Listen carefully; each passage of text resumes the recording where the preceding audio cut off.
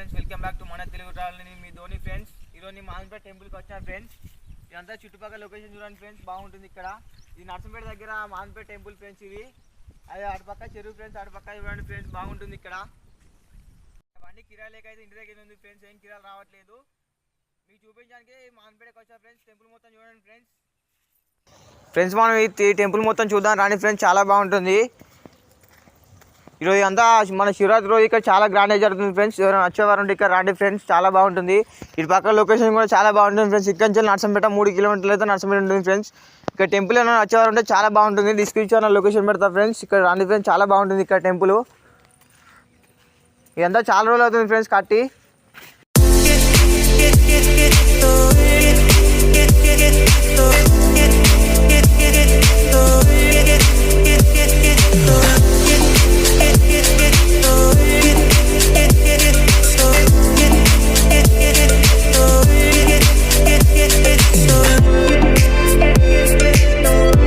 Friends temple మొత్తం చూసారు కదా ఫ్రెండ్స్, చాలా బాగుంటుంది ఫ్రెండ్స్. ఇక్కడ ఎవరైనా రావాలనుకుంటే రాండి ఫ్రెండ్స్. టెంపుల్ అయితే చాలా బాగుంటుంది ఫ్రెండ్స్.